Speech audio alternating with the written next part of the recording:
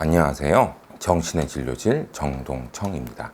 오늘은 수지가 주연한 드라마 안나와 리플리 신드롬에 대해서 얘기를 나누겠습니다.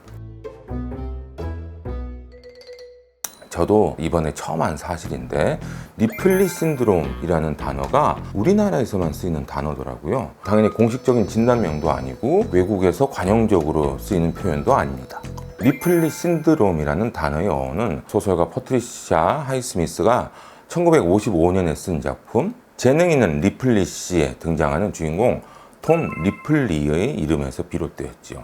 이 작품은 영화로도 만들어졌는데요. 한때 미남 배우의 대명사로 불렸던 프랑스 배우 알랭 드롱이 주인공 톰 리플리를 연기한 1960년도작 태양은 가득히가 유명하지요. 1999년에는 헐리우드에서 맷 데이먼 주연으로 다시 작품을 제작하기도 했습니다. 평범한 주인공 톰 리플리가 부유한 집안의 자제 디키 그린리프를 만나고 그의 삶을 동경 내지는 질투를 하다가 마침내 디키를 죽이고 자기가 디키인 것처럼 행세를 하면서 그가 가진 것을 모든 것을 가로채는 거기까지 줄거리는 동일하지요.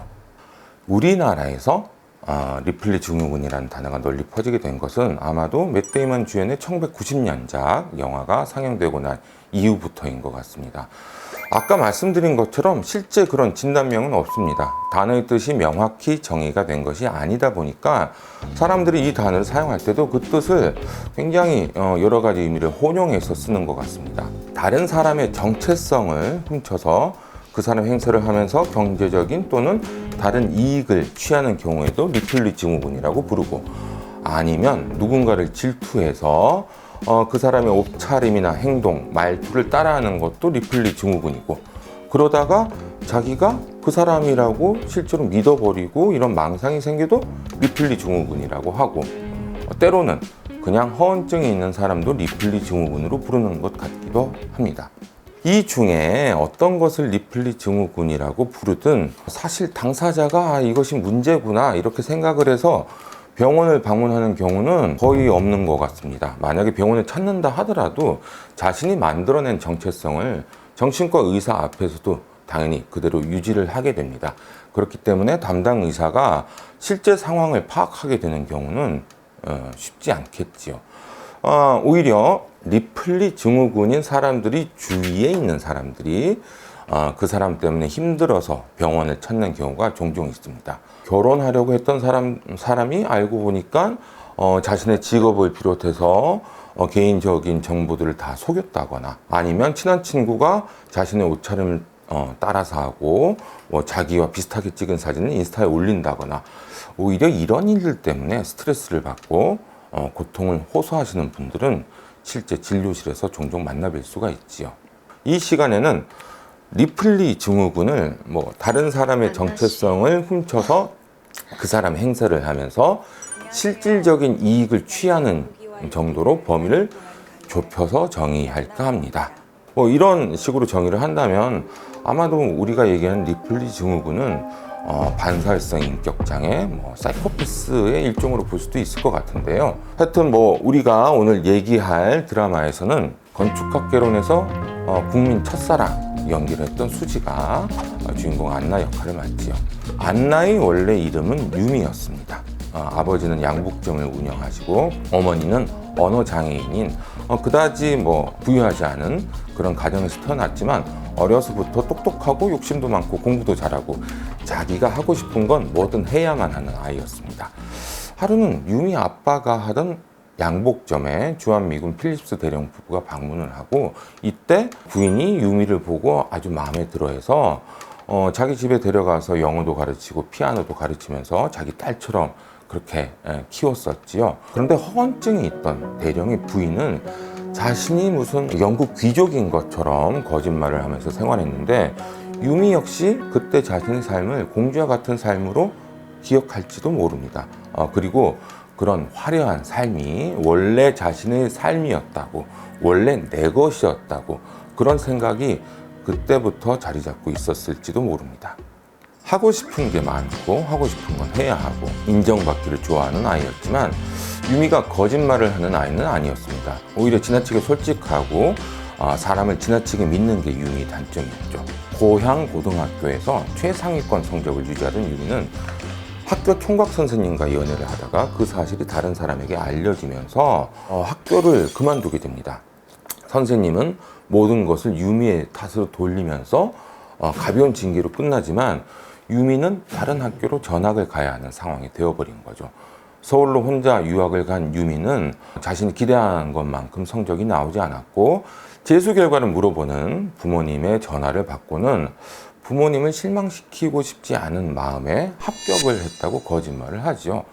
이때는 유미가 대학에 입학했다고 일단 부모님께 거짓말을 하고는 재수학원에 다시 등록해서 삼수를 준비할 계획이었습니다. 그렇지만 하숙집 아줌마가 옆에서 통화를 듣고는 다른 학생들에게 얘기를 하면서 하숙집에서는 대학 신입생 그리고 하숙집 밖으로 나가서는 재수학원을 다니는 이런 삼수생의 이중 생활이 시작되죠. 그러다가 학교 선배에게 끌려서 동아리에도 들어가고 동아리 모임에서 만난 학생과 사랑에 빠져서 결혼을 약속하고 같이 유학까지 가게 됩니다.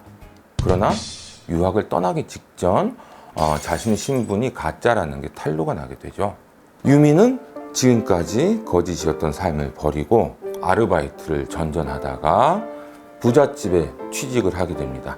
그리고 그 유학에서 돌아온 부잣집 딸 현주의 비서 역할도 함께 담당을 하게 되죠. 이때부터 유미는 화려한 삶에 대한 동경을 다시 가지게 됩니다. 부잣집 가족들이 갑질이 자신의 처지를 더욱 부정적으로 생각하게 만들고 반사적으로 현주의 삶을 더 부러워하게 되지요. 유학을 가서는 학교는 다니지도 않고 파티나 즐기던 현주보다는 재능이 있고 똑똑하고 성실한 그런 자신이 그런 부유할 삶을 누릴 그런 자격이 더 있다고 스스로 합리화했을지도 모릅니다.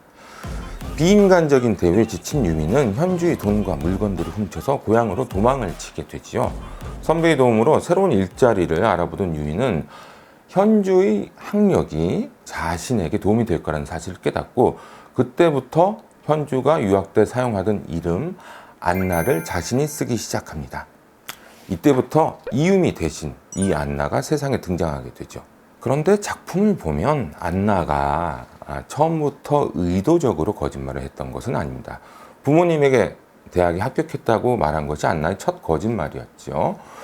사소한 거짓말은 아니었지만 그것을 통해 이익을 얻겠다기보다는 부모님을 실망시키지 않으려는 의도였습니다. 다른 사람들이 기대에 자신을 맞추려다 거짓말을 하게 되고 하나의 거짓말이 또 다른 거짓말을 낳는 악순환이 반복되게 되지요. 자의반 타의반 명문대생이 되고 유학생이 되고 결국 안나는 교수가 되고 나중에는 남들이 부러워하는 IT 기업 대표 출신의 젊고 유망한 정치인인 최지훈의 부인이 됩니다. 자신의 의도와 달리 사람들의 시선을 끌 수밖에 없는 상황이 되고 안나는 높은 곳으로 올라갈수록 거짓으로 쌓아올린 삶이 더 위태로워지게 되는 거죠. 여기까지 주인공 안나의 삶을 보면 우리가 앞서 정의한 리플리 증후군과는 차이가 있다는 것을 알게 됩니다. 다른 사람을 속이고 다른 사람에게 뭔가를 요구해서 자신의 이익을 취하기보다는 교수가 되고 서울시장 후보의 부인이 되고 난 뒤에도 다른 사람들이 자신에게 바라는 것을 들어주는 것이 안나에게는 훨씬 더 익숙하지요. 오히려 자신의 거짓말이 들통날까봐 다른 사람들에게 더 맞추면서 살게 됩니다. 물론 신분 상승에 대한 욕망은 변하지 않았지요. 신분 상승을 위한 방법을 자신이 선택하는 게 아니라 다른 사람들의 기대에 맞추고 때로는 그 기대에 맞추기 위해서 거짓말을 할 뿐입니다. 그러나 경제적인 이익이나 자신의 다른 욕망을 충족시키기 위해서 남들을 이용하지는 않습니다. 아이러니컬하게도 안나가 신분을 도용한 현주와는 정반대의 캐릭터죠. 현주는 자기중심적이고 책임감이라고는 전혀 없는 이기적인 사람이었습니다. 그래서 유학생 안나, 그러니까 현주에 대해서 소문으로만 알았던 사람들은 유미 버전의 안나를 보고는 자신이 그동안 전에 듣고 알던 모습과는 너무 달라서 많이들 놀라게 되지요. 현주는 자신의 욕망을 위해서 다른 사람들을 괴롭혔지만 안나는 자신의 욕망을 채우기 위해서 다른 사람들의 욕망을 채워주는 그런 삶을 살게 됩니다.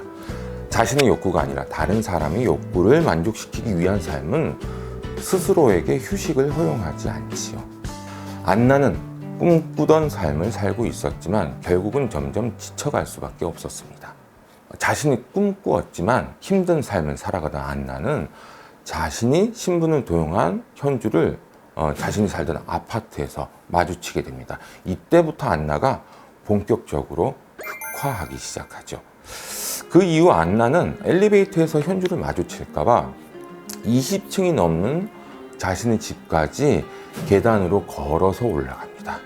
계단을 올라가면서 고통스러워하는 안나의 모습은 그동안 자신이 했던 거짓말에 대한 업보이자 자신이 겪고 있는 심리적인 고통을 상징하기도 합니다. 안나의 구두가 하이힐에서 낮은 구구로 바뀌는 것처럼 안나의 자존감도 점점 떨어져 가지요. 마침 현주는 주식 투자로 큰 손실을 입고 가족의 집까지 저당 잡힌 상태였는데 안나가 자신의 신분을 도용하고 있다는 걸 알고 나서는 안나를 협박해서 자신의 빚 30억을 해결하려고 합니다. 압박감에 지친 안나는 다른 사람들을 배려하고 챙기던 모습을 잃고 현주의 가족이나 남편 같은 그런 사람들을 닮아가기 시작합니다. 안나는 현주의 용서를 구하지만 현주는 전혀 양보하지 않습니다. 다급함에 평정심을 잃은 안나는 서울시장 후보의 부인이라는 지위를 이용해서 비자금을 모으게 됩니다. 그러던 중 현주가 요구한 돈을 거의 모은 시점에서 현주가 자살로 사망했다는 뉴스를 접하게 되지요. 이제 안나를 짓눌러 오던 압박감은 사라지고 유미는 안나로 완전히 변신할 수 있습니다. 안나는 더 이상 계단을 걸어서 올라가지 않고 예전처럼 다시 엘리베이터 버튼을 누르지요. 그러나 여기서부터 진짜 문제가 드러나기 시작합니다. 사실 안나의 남편 최지우는 겉모습만 번드르르 했지 사이코패스의 전형인 사람이었습니다. 실존했던 모든 정치인의 악한 부분만을 모아서 만든 악의 결정체 같은 사람이죠. 그의 회사는 온갖 부정과 불법을 저질러 왔었고 자신의 주변 사람들도 자신의 필요를 충족시키기 위한 수단으로만 여기게 되지요. 그리고 자신에게 문제가 된다고 생각하면 그 누구라도 가차없이 제거해버립니다. 안나를 협박하던 현주가 자살한 것도 사실은 지훈이 자살을 위장해서 현주를 제거한 것이었습니다. 안나의 실체도 남편 최지훈은 처음부터 알고 있었으면서도 결혼을 했었던 거죠. 지훈이 안나를 사랑해서라기보다는 안나의 연기력이 자신의 야망을 충족시켜줄 수 있는 훌륭한 도구라고 생각을 했던 것 같습니다. 아니면 안나 같은 큰 약점을 가지고 있는 사람은 자신의 뜻대로 조종하기가 더 쉬울 것이라고 판단했을 수도 있지요. 그러나 지훈의 실제를 모르는 대중들은 그를 서울시장으로 만듭니다. 사실 지훈이 서울시장에 당선된 것은 안나의 매력과 대중적인 인기도 한 몫을 하지요. 현주의 사망 이후에 죄책감에 시달리던 안나는 악마와도 같은 지훈이 엄청난 권력을 가지게 된 것에 대해서 자신도 일조를 한 것에 책임감을 느낍니다. 양심의 가책 때문인지 아니면 너무 지쳐서 더 이상 상황을 감당할 수가 없어서였는지 안나는 모든 것을 내려놓기로 결심합니다. 그리고 자신이 유일하게 믿고 의지하던 기자 선배에게 모든 비밀을 털어놓고 자료까지 넘겨서 기훈과 자신의 거짓된 삶을 기사로 밝히고 검찰에 제보할 수 있도록 그렇게 돕게 되지요. 안나의 마지막 심경 변화를 볼 때 주인공 안나를 리플리 증후군으로 보기는 어려울 것 같습니다. 시작 부분에서 우리가 정의한 자신의 이익을 위해서 남의 신분을 도용하고 남들을 이용하는 그런 사람이 아니라는 거죠. 안나는 그런 사이코패스처럼 남들을 이용했던 게 아니라 다른 사람의 기도를 만족시키려다 자신이 원했던 것과는 다른 길을 가게 되는 거란 그런 얘기입니다. 진짜 사이코패스라면 죄책감 따위는 없었겠지요. 오히려 자신이 얻은 부와 권력을 어떻게든 끝까지 지키려고 했을 겁니다. 아마도 드라마를 보시는 많은 분들이 저처럼 안나의 삶을 지켜보고 안타까움을 느끼고 안나에게 공감을 하셨을 거라고 생각됩니다. 그렇지만 친한 기자 선배의 말처럼 어려운 환경에 있는 사람들이 모두 안나와 같은 선택을 하는 것은 아닙니다. 그런데 왜 우리는 안나에게 공감을 하게 되는 것일까요? 물론 수지처럼 매력적인 배우가 훌륭한 연기로 안나라는 인물을 설득력 있게 만들어낸 그런 부분도 일정 부분 영향이 있을 겁니다. 그렇지만 보다 근본적인 이유는 안나의 삶과 우리 삶이 겹치는 부분이 많이 있기 때문일까가 아닐까 생각해 보는데요. 물론 안나처럼 잘못된 선택을 하고 매우 극단적인 길을 걷게 되는 사람들은 지극히 드물겠지만 우리 같은 보통 사람들도 내가 원하는 목표, 내가 원하는 삶이 아니라 부모나 친구, 선생님, 배우자가 원하는 삶의 기준에 맞춰서 살아야 한다는 그런 압박에서 벗어나기가 사실은 굉장히 힘듭니다. 다른 사람의 기대를 충족시켜야 한다는 부담감, 그 부담감 속에서 계속 살아가야 한다는 그런 공통점이 우리가 안나에게 공감을 가지게 되는 이유겠지요. 안나가 마지막 선택을 하기 전에 자신의 사람인 조비서에게 속마음을 털어놓는 그런 장면이 있습니다. 자기도 부모님께 주눅들지 마요. 돈이든 부모의 실망에 죄책감을 갖지 않는 것부터가 시작이에요. 나는 그게 제일 후회돼. 안나가 선택한 삶의 방식은 마음에 들지 않지만 안나가 고통스러운 삶을 통해 얻은 지혜는 공감을 하지 않을 수가 없습니다. 정신과적인 관점에서 볼 때도 안나의 이 대사는 큰 의미를 가집니다. 어린 시절 부모와의 관계가 성장 후에 다른 사람과의 관계에서도 반복되는 경우가 많기 때문이죠. 물론 부모님이 우리를 사랑하고 우리를 위해 노력하고 인내하시는 것에 대해서 감사하는 마음을 당연히 가져야겠지요. 그렇지만 그 감사가 내가 원하는 삶이 아닌 부모님이 원하는 삶을 사는 것으로 그런 식으로 이어져서는 안 됩니다. 그게 결국은 나중에 친구, 선생님, 직장 상사, 남자친구, 여자친구 이런 주변 사람들이 원하는 삶으로 연결이 되고 내 삶의 목적과 방식은 결국 계속해서 다른 사람의 결정에 끌려가게 되는 거죠. 내가 사는 인생이지만 내 삶의 주인공이 내가 아닌 겁니다. 만약에 안나가 조금만 덜 착한 사람이었다면 안나의 삶이 달라지지 않았을까? 혼자서 생각해 보기도 합니다. 오늘 정신의 진료실은 여기서 마무리하겠습니다. 감사합니다.